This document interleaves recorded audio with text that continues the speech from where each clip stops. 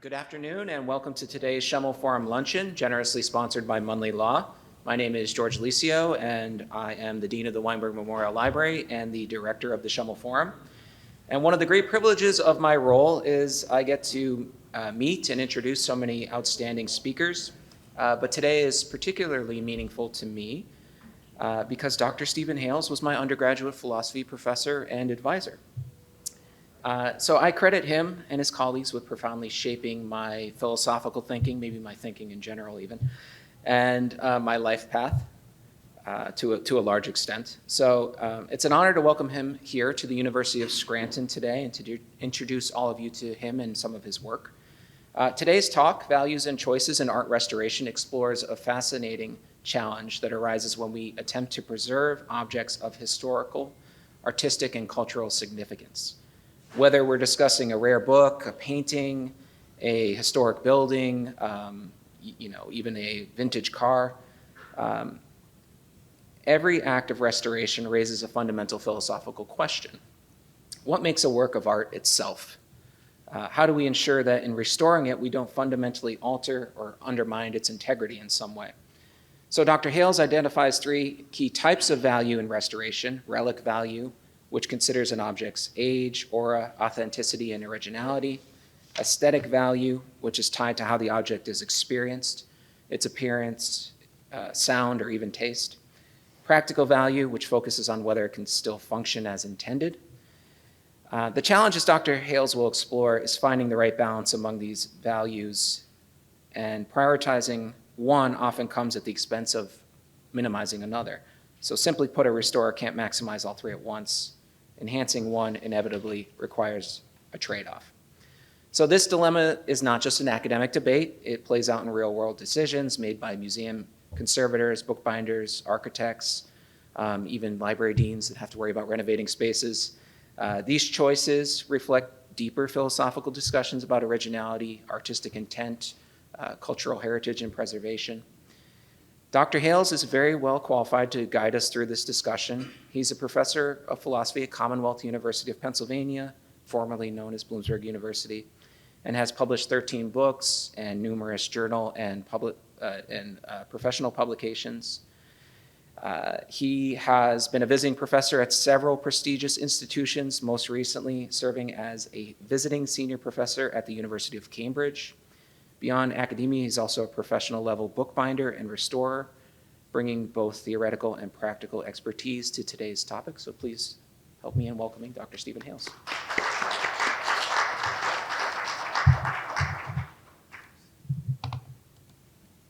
Didn't it jump up? Good, perfect.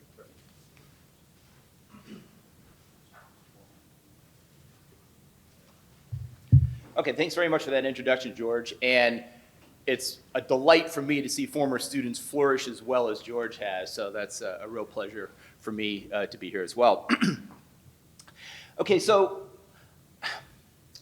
I'm interested in bookbinding. And when I was in graduate school, I found a book, a 1934 edition of Frankenstein, and the leather spine was coming off of it. And it was a nice copy. It was a limited editions club copy, and I was interested in the limited editions club in a small way, as much as a graduate student with no money can be. But I bought the book for cheap, and I wondered if I could get it repaired, restored, fixed, I don't know. So I started asking around, and it turned out that the university had a hand bookbinder on staff in the rare books library. So I went and found this guy down in the basement of the rare books library, showed him my book, we had a conversation. He says, well, sure, I can repair this for some small amount of money. And then he saw my interest in what he was talking about with the restoration, and he said, I offer bookbinding lessons at my home studio. Okay, well, that was it. And I signed up for that, and I studied with him for 2 years while I was in grad school. And so I've always been interested, well, for a very long time, in how books are made and the restoring of books, and in thinking about the choices that I make as a bookbinder and what to do, what not to do, what the options are. It got me interested more broadly in issues in art restoration. And so that's what I wanted to talk about today, is to think about what the different kinds of values in play are when it comes to restoring art, and how these trade off against each other, and offer you a few examples that hopefully are of interest. So there's a lot of different puzzles in the restoration of art. One is the target age of recovery. Well, what I mean by that is, if you are restoring a thing, to what age do you want it to look? So one ongoing controversy involves the restoration of the Acropolis in Athens, where they are restoring a Roman staircase on the western front that dates from the 1st century AD, but they're trying to make the top with the Parthenon look like it did in the 5th century BC. So people have objected, well, that's inconsistent. I mean, is it supposed to look like 1st century AD, or we're talking about 600 years earlier? Or, you know, what exactly should it be? Should the date look like when we are done fixing things up? And another puzzle is, how new or how old should the thing look when we are done with our restoration? This is a big controversy when it comes to the restoration of paintings. So there was a Leonardo da Vinci painting from 1504 that had undergone restoration in France. Well, apparently it was so brightened after the restoration that 2 of the conservators that worked on the project resigned in protest. They were so upset. They're like, it shouldn't look this new. It's 500 years old, you know? But, so there's one school of thought that wants items, paintings, sculpture, architecture, whatever, to have that kind of patina, to have those signs of age to them. But that's quite different from collectors in other fields. For example, comic book collectors. Detective Comics number 27 is the first appearance of Batman, and I assure you, I have a friend who's very serious into comic collecting, that comic collectors want their books to look like they were made this morning. They want them to look absolutely brand spanking new, and if they're sent to a restorer, that's how they want them to look when they get them back. The same thing is true for stamp collectors, coin collectors. They don't want them to show signs of age. They want them to look brand perfectly new. So very unlike the crazed patina that you might get on a 500-year-old painting. A third debate is, when we do restorations, should we make them obvious, or should we make them seamless, invisible, subtle? So one school of thought holds that any restoration should be very obvious, that anything else would be a kind of deception. So if we are restoring a medieval triptych, you want it to look, you want the original parts of it to look a certain kind of way, and any kind of new work, let's say a reframing or something, is obviously new. So no one looking at it would think, oh, the whole thing is medieval. No, I understand this part's medieval, this part is the new intervention. So that's one school of thought. But it leads to things like this. This is the Okakli Ada Castle in the Şile district of Istanbul. It is 2,000 years old. Here's how it looked prior to restoration on the left. Here's how it looks after restoration on the right. So clearly this is the let's make restorations quite obvious school of thought. Of course, people have compared the restored building to SpongeBob SquarePants or something out of Minecraft. So, Now, but the other school of thought is make it so invisible no one can tell the work has been done. I have worked with a bookbinder in France named Julien Jacques, and his work is in restoration, so not so much brand new work, completely new rebindings, that kind of thing, but restoring old bindings. As a bookbinder, I know exactly what to look for.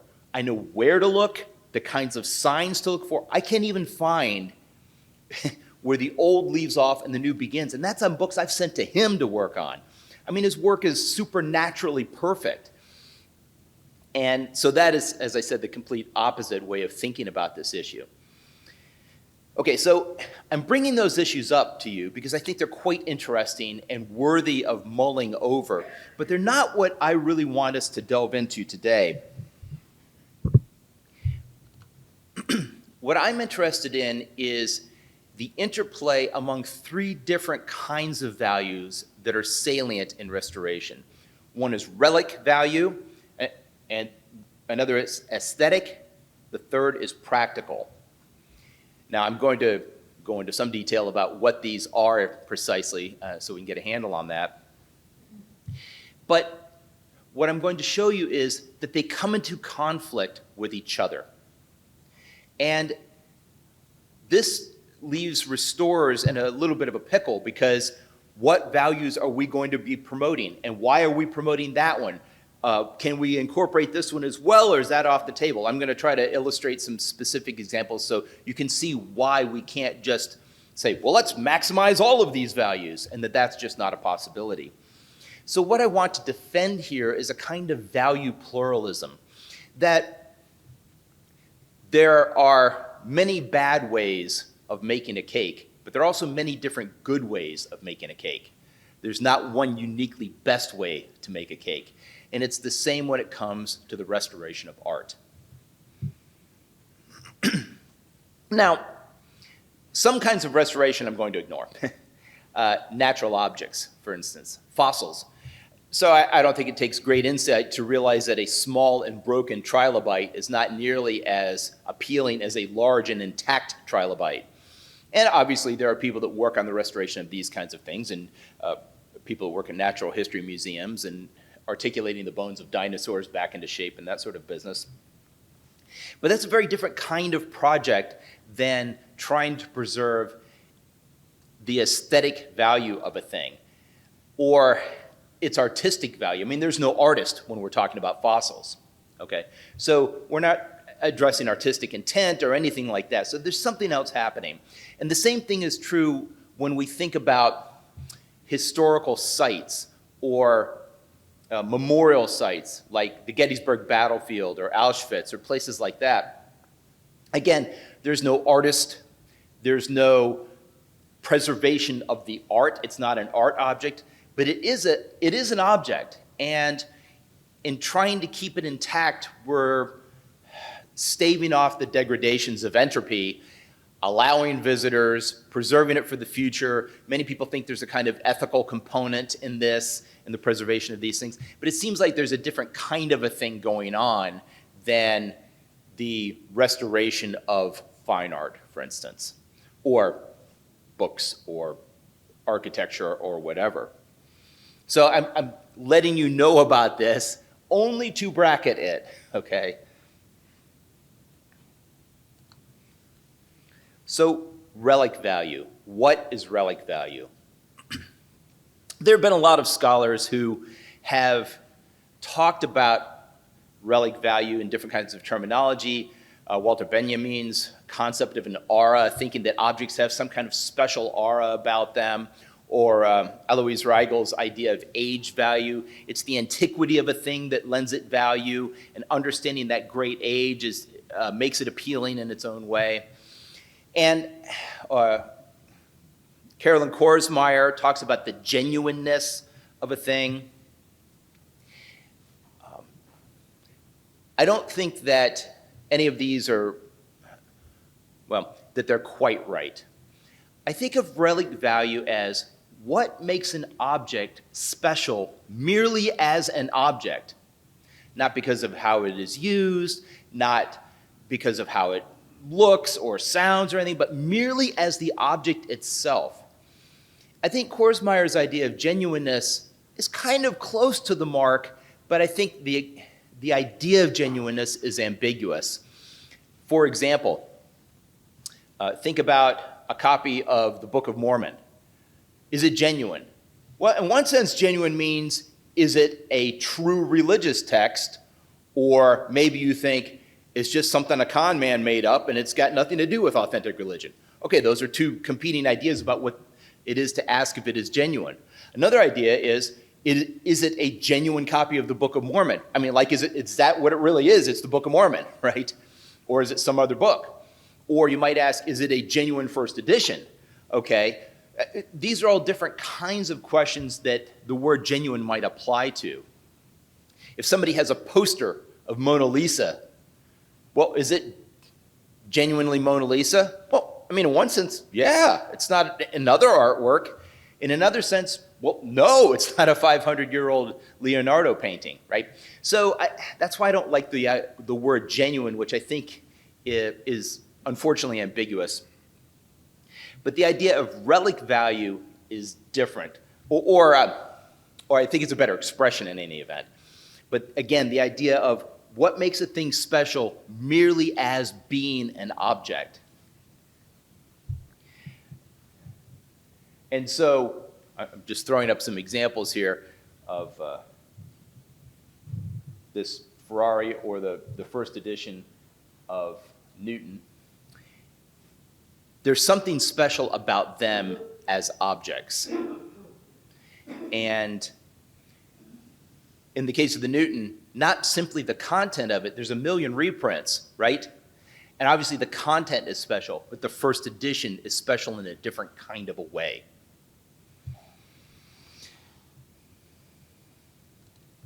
One thing about relic value is that very often some kind of background is needed in order to appreciate it, in order to understand what it's really all about.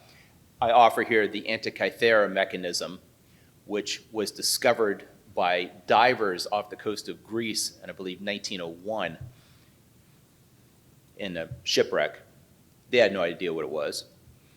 And obviously, it's complicated-looking lumps of bronze, which are now in the Athens National Archaeological Museum.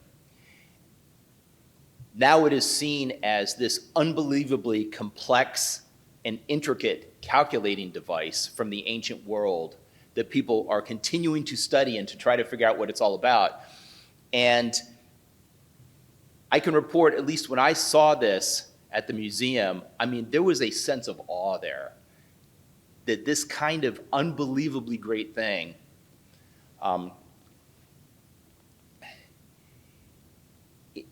it's mysterious. It's like this past speaking to us. And I felt that kind of awe that surely those divers who found it did not experience. They're like, well, what is this junk? I don't know. Let's, you know. So I think you've got to have some kind of background knowledge in order to appreciate that.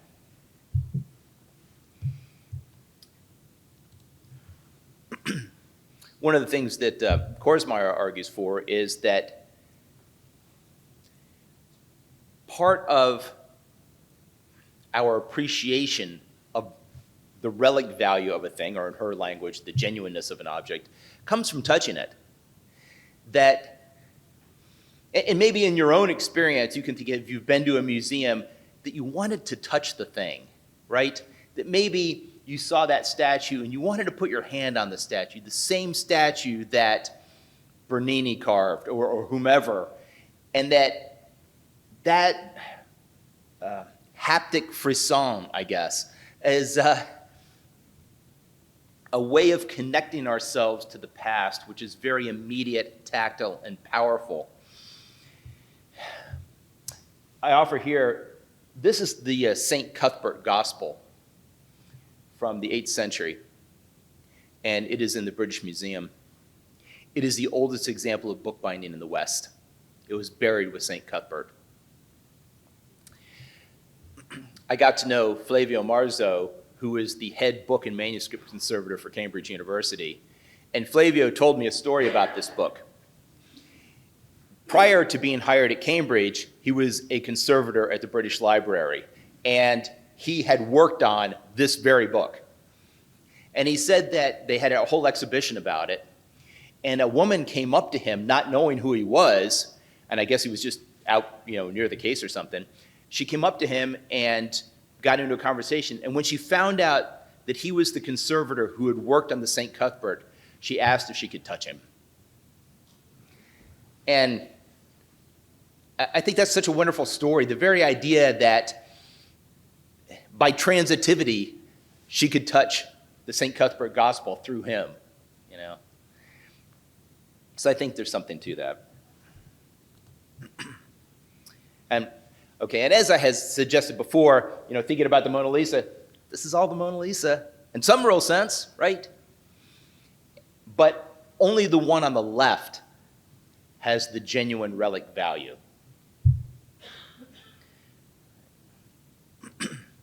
I think part of relic value has to do with a kind of epistemic value. So I think there's three different kinds of epistemic value, that is to say, value concerning knowledge that an art object might have.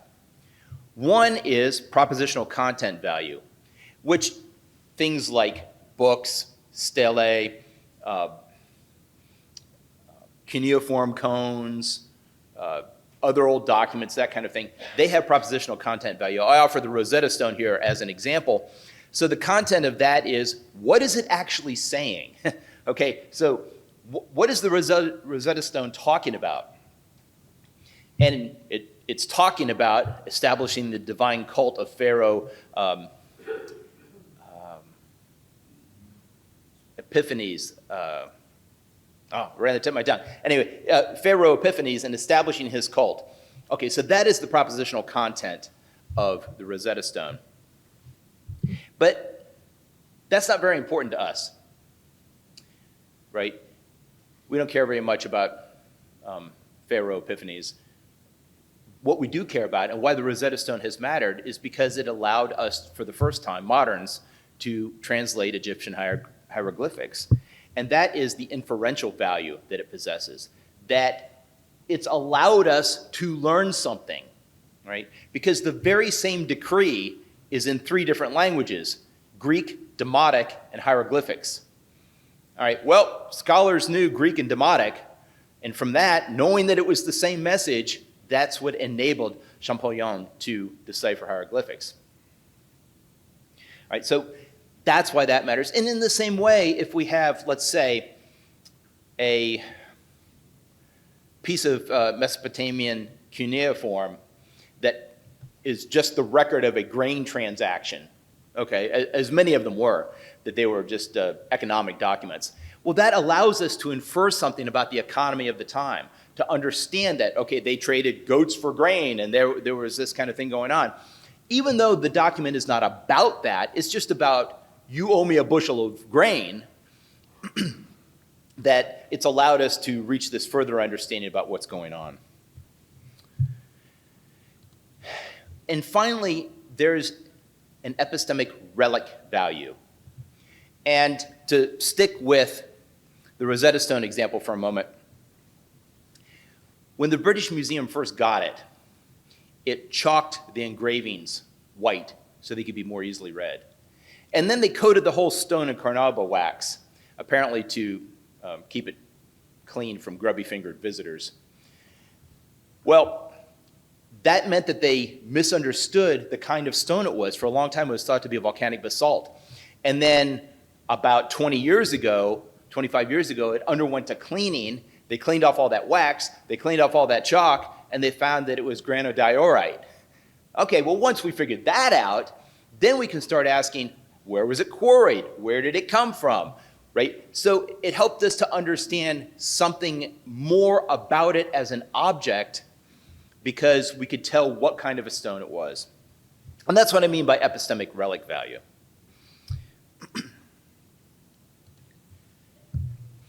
Now, apart from relic value is also artistic value or aesthetic value. So in the case of aesthetic value, we're asking, what makes an object beautiful? What is it that makes it appealing in some kind of way that engages our aesthetic sensibilities? And to try to illustrate the difference between relic value and aesthetic value, I think the case of forgeries is quite interesting. I don't know if you know about Hans van Meegeren. He was a Dutch forger during World War II. And he would make these forgeries of old masters, particularly Vermeer and people like that. In fact, he was famous for having sold a fake Vermeer to Hermann Goering. And this is one of his paintings here. So after the end of World War II, I mean, he's had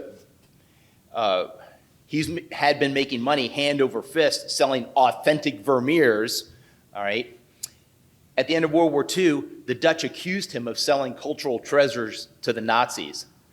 Okay, well, the only way he could defend himself was to say, I didn't sell any cultural treasures. I forged the whole thing. I painted those myself. Okay, so they arrested him as a forger. And after his arrest, of course, the paintings that had been considered Vermeers, like Supper at Emmaus, their financial value plummeted to zero. And Van Meegeren said, yesterday that was worth millions of dollars. Today it's worth nothing. People wouldn't cross the street to see it. What's changed? And he's absolutely right about that. I think it's just as beautiful, just as elegantly composed, just as artistic, and the use of color and light and all that kind of stuff prior to, as it was before the confession that it was all forged. So what's changed? Well, the answer is its relic value plummeted to nothing, all right? Its perceived relic value. The artistic value, of course, that stayed the same. There's an interesting contrast, actually, in China. So in China, forgers are revered, which is quite alien to us in the West, I think. So it's the tradition of shanzai, fakes. And if a painter forges another painting, let's say Plum Garden and Camito, all right, and they, not exactly a copy, but their own understanding, their own interpretation of Plum Garden and Camito, and it's better than the original, then it's just a better painting, and a collector would trade the original for the new.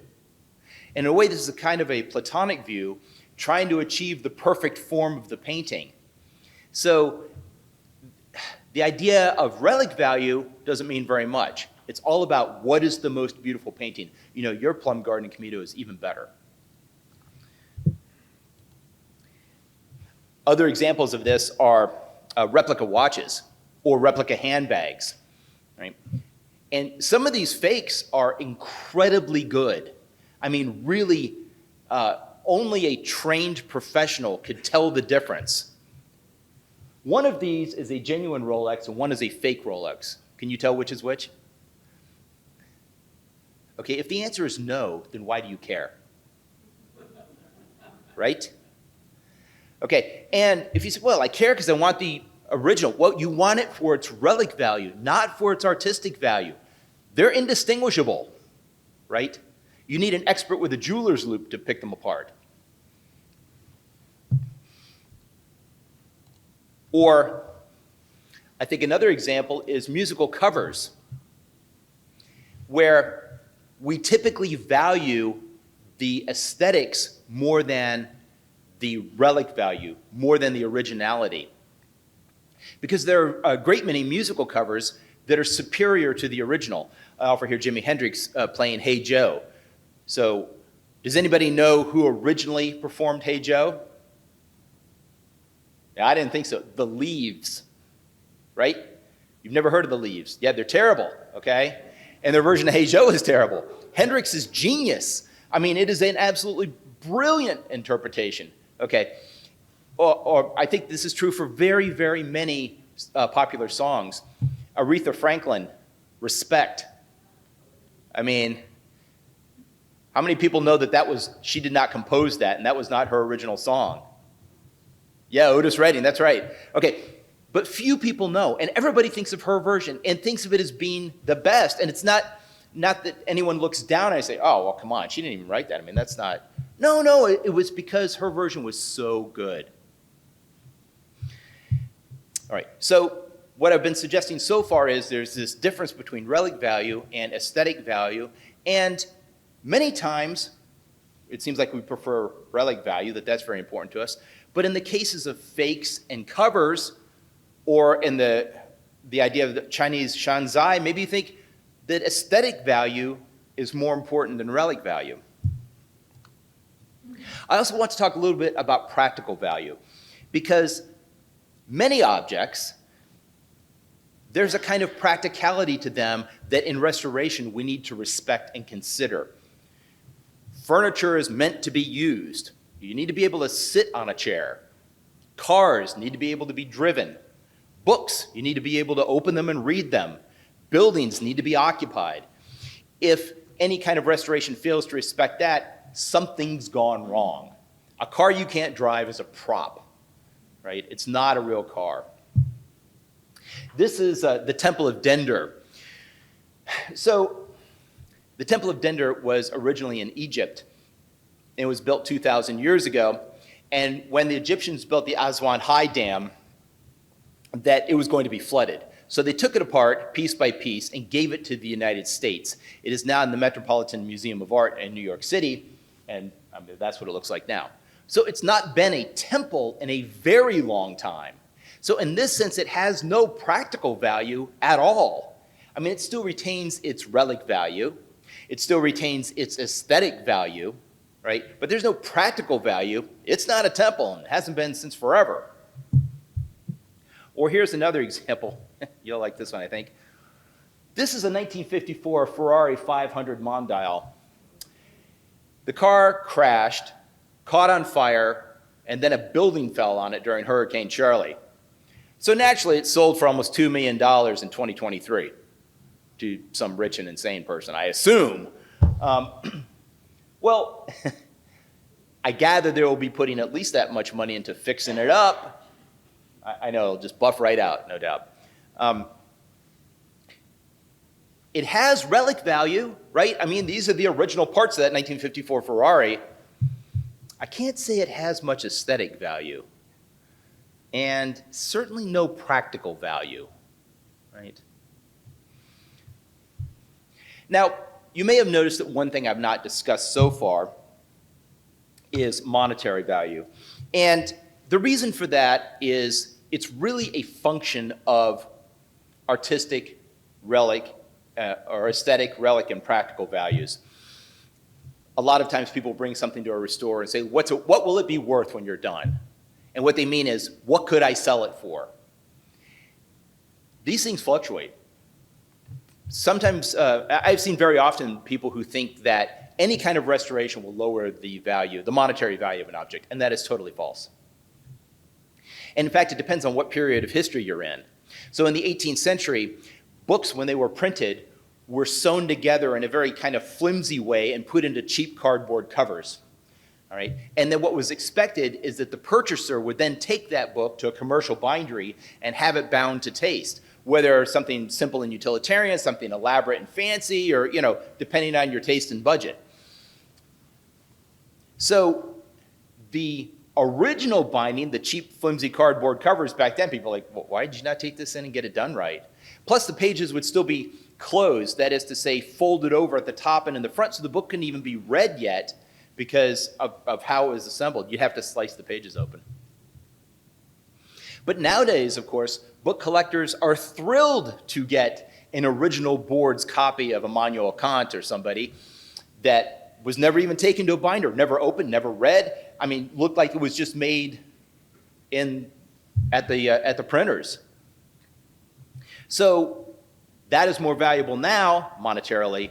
It would have been less valuable in the 18th century monetarily. So fashions change. Now, restorations most certainly risk lowering the financial value of a work or of any kind of object under two conditions. One is that the work is unnecessary. So one example would be The Great Gatsby. Okay, so suppose you had a first edition of The Great Gatsby in 1925 with an original dust jacket. If you took it to a binder and said, I really just want you to put a nice leather cover on this, that would be, the binder would refuse, okay? No, I'm not gonna touch that. Because the dust jacket is scarce, it's highly desirable, and you don't need to redo it. I mean, if it's in great condition, right? So the work is unnecessary, and that would definitely, most definitely lower the value of the book. Also, if the work is incompetent. So obviously, if you want something to get restored, you want it to be competently done. So here is a famous example here. This is a 1930 fresco called Ecce Homo on the left, Jesus wearing a crown of thorns. It needed some fixing up, as you can see, pre-restoration. Well, a local parishioner with no particular artistic skills or mandate took it upon herself to come in and touch it up, and now the locals call it ecce mano, behold the monkey. So there's also a story that cleaners in Egypt at the museum there managed to drop the funerary mask for King Tutankhamun onto the floor, and the beard snapped off the mask. Okay, they panicked, ran and got some household epoxy and tried to epoxy the beard back on, followed by them dripping epoxy onto the mask itself, which they tried to scrape off and scratch the gold. Needless to say, the conservators at the museum, flipped their lid when they found out what happened and had to undo all of that and do it up properly. Okay, so it's going to make things worse if somebody incompetent messes with it. This is something I can tell you firsthand experience. A restorer who knows what they're doing dreads working on something that an amateur has touched. Oh, you came near it with tape. It's so hard to fix that.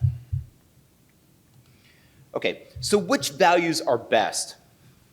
Well, there are a lot of people who argue, well, it's relic value. That's what we need to care about. Restoration's a lie, from Ruskin in The Stones of Venice. Don't care about how ugly it is. All we want to do is just keep it from falling down. That's the only thing. Or make as few alterations as possible, or make sure we keep as much of the original that we possibly can.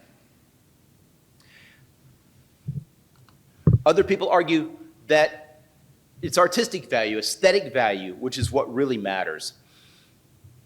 So William Parker, who was a 16th century book collector, and his library is completely preserved in Cambridge now, he advised, look, if it's missing some pages, I've got a guy who can completely counterfeit them. He says this in one of his letters to another collector.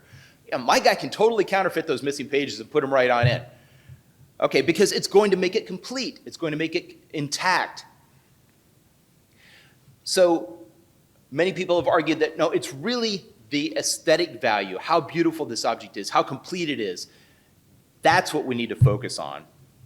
And also, I think even beyond that, what we should understand is that to make something beautiful, this is the first edition of David Hume's Treatise of Human Nature, and this is my binding on it.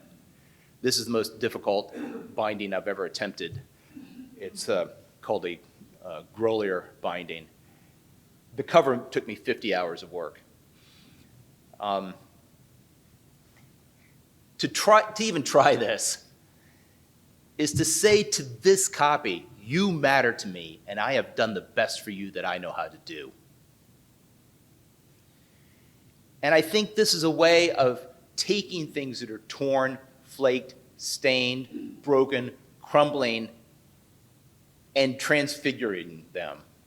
It is transfiguring the profane into the divine.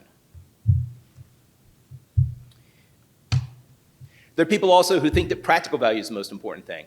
And in fact, this school of thought, which was predominant in the first part of the 20th century, was quite important for preserving buildings that would have crumbled to ruin. But they said, no, we got to go in and shore these things up. Okay, maybe we're going to try to make it, have the works done in a period sort of way or whatever, but it needs to be functional. It needs to be operational. You need to be able to occupy that home. You need to be able to drive that car, whatever it might be. Okay, so how is it that values compete with each other? There's levels of restoration that you might do. Here's the minimum one. Do nothing. When it comes to books, documents, stick them in an acid-free box, put them in the rare books library in a darkened vault, and forget about the whole thing. Okay, that is one approach. Another approach is, well, let's do some minimal interventions. If there's stains, let's clean the stains out. If there's dust, we could brush it off. If the leather is falling apart, well, we can have that repaired, right? Okay, but all of that is diminishing the relic value of it if we clean a stain out of an old map, let's say a water stain. Well, the water stain is part of the history of the map. So it is part of that the life of the map, the journey of the map, includes that water stain. If you clean it out, it is more beautiful, yes, but we have diminished the relic value. Well, and we could even do more restoration on something. So let's say you have a book and it's missing some leaves. Well, we could have them produced in facsimile on period paper by letterpress. How about that? Or if it's missing a plate, we could have the plate made in facsimile. Or we could insert a plate from a different copy of what's called a marriage. We could do a completely new kind of binding on it. We can make the binding something that is a period style, or we could go all out in some kind of crazy artistic design. So here's a couple of bindings. I'm actually attempting to emulate the one on the left right now. It is very hard.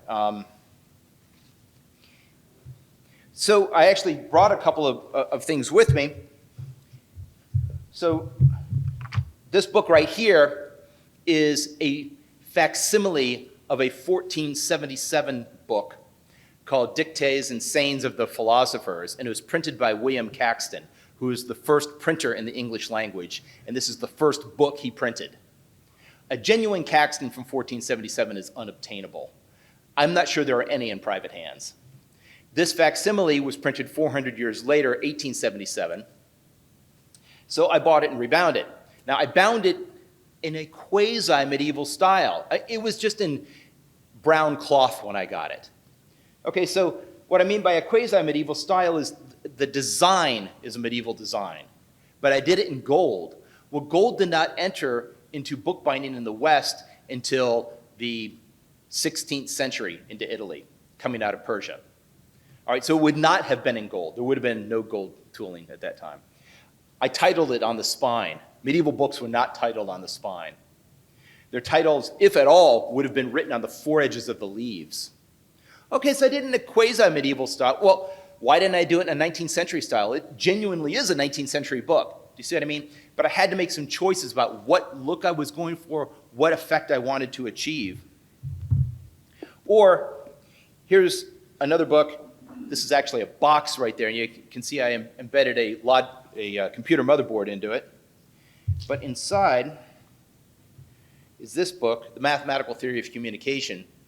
This came out in 1949, published by Shannon and Weaver, and it is the foundation of information theory. All right, so Shannon invented information theory. Think of bits and bytes. And in the front, I stamped in the binary code for Shannon and Weaver. Okay, so this was kind of a fun artistic project for me, but it wasn't a restoration to style. It wasn't a restoration to what this book looked like when it was first printed in 1949. So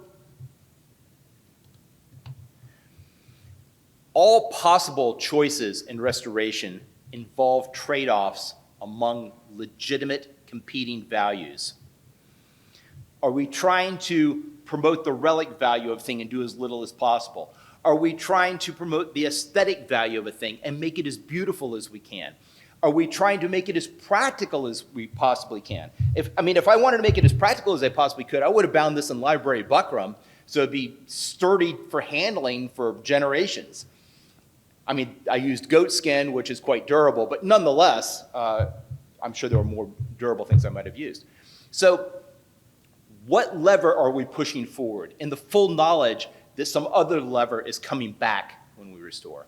So what I'm suggesting is there's no recipe for this. There's no, oh, we'll just look it up in the manual and here's exactly what we should do for this particular thing. No, every single time it involves an artistic decision. It involves an aesthetic choice on the part of the restorer to consider the balance of values that are in play, not just for them, not just for the person who owns it, but also the salient values held culturally at that time and that particular moment to figure out what the optimal solution is. And the understanding that there isn't truly an optimal solution, but what's the best for this, for you, for right now. Thank you.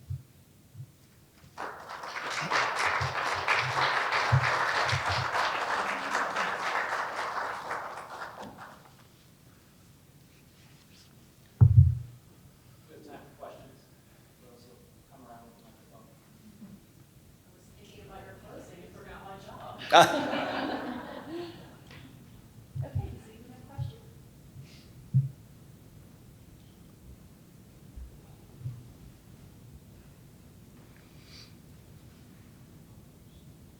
First of all, thank you very much. It was a very interesting talk. I really wanted to just make a comment. My husband was in the antiques business and furniture in particular, and that required a lot of decisions by the people that bought the furniture. Did they want the original finish, which at 150 or 200 years old is not the same as the finish you see on new furniture. And some people would buy something because they liked the old crumbly look of the furniture. Others would buy it and say, oh, I'm going to refinish it. At one point, I do know there was a very nice piece in the original finish, and when he found out the buyer was going to refinish it, he wouldn't sell it to them because he felt they were taking the value away from the piece. That didn't work very well. But anyway, it's something that changes over time as well, because when he started out in the business, everybody wanted everything refinished. And so a lot of that was lost at the point in which people wanted the original finish. It's an interesting field. Right, no, absolutely. My parents were antique dealers, Victorian art glass primarily. So I understand the kind of issue there. And as far as the refinishing thing, I mean, that's absolutely right. Because a finish that's 200 years old would have been shellac and it would have been French polish, right? And so it's not anybody putting polyurethane on it now. And what's interesting though is while we might have that kind of dispute, maybe I'm going to do a whole French polish job on it, right? So I'll get it, I'm going to restore the grandfather clock, but I'm going to do it in a real old style.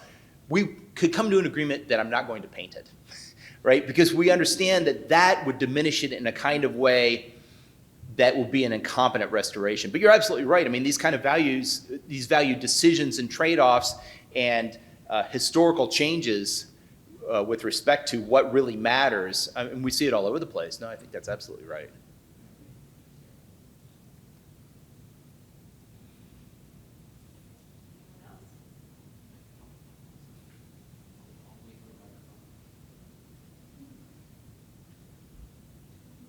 So it seems very clear that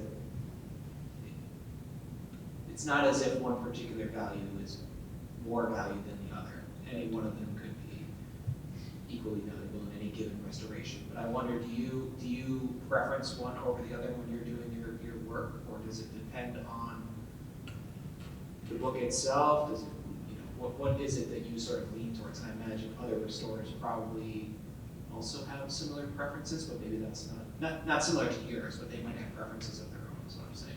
Is that the case? Or? Yeah, no, I definitely understand what you're asking. Speaking for myself personally, what I enjoy about binding books is making things beautiful. So if there is a very nice original binding on it, I'm not going to mess with it, and I'm just going to try to fix that up in some minimal intervention type ways. But if it's falling off the book, there are people who will say, we need to preserve every little scrap and do as little as we can get away with so it's not falling completely apart. I've never understood that mentality. I mean, why not make it beautiful? I mean, the original binder, that was their goal. They wanted to do that. And I could make it beautiful and it'll last for 400 years. And so I feel like, for me, that's a kind of contribution that I'm able to provide. But, if it is a very nice original binding, okay, fixing it up is the way to go. I picked up a book a little while back. It was a 1577 copy of Aristotle, and it had been bound by a very famous English binder from the 18th century named Roger Payne. I knew it was a Payne binding. I got the book for a very reasonable price, but the binding needed restoration, and I knew I wasn't going to mess with it. I mean, this is like me working on the Mona Lisa. I'm like, we'll send that out. And I actually sent that to Julien Jacques in France for him to work on because I wanted that original binding. And I wanted the Payne work, So people do have different preferences.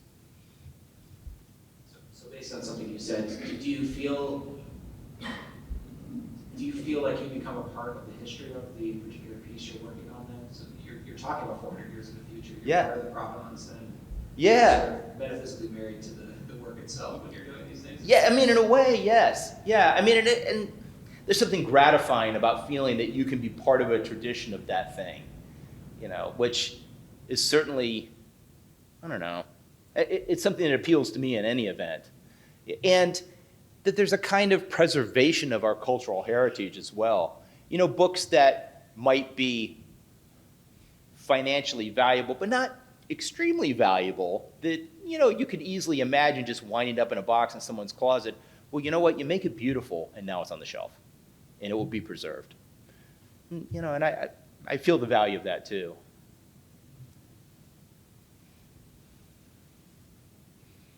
Any questions?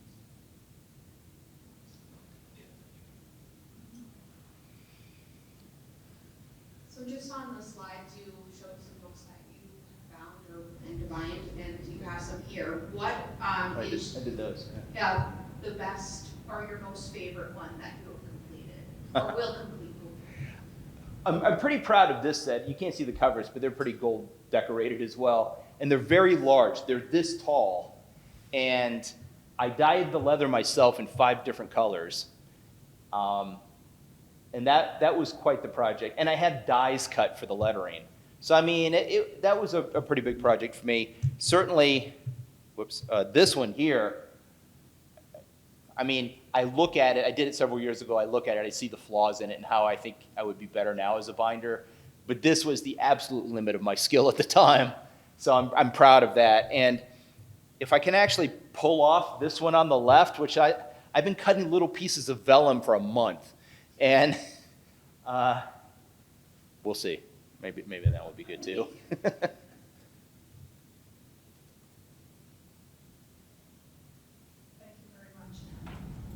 Do different types of subject matter, you showed the comic books, I mean, we've got vinyl collectors, we've got all these different groups of people. Do they lean towards specific areas where they're looking at restoration? You know, like, are they looking at the aesthetic value? This group tends to do this more often, this? Yeah, no, I think that's absolutely right.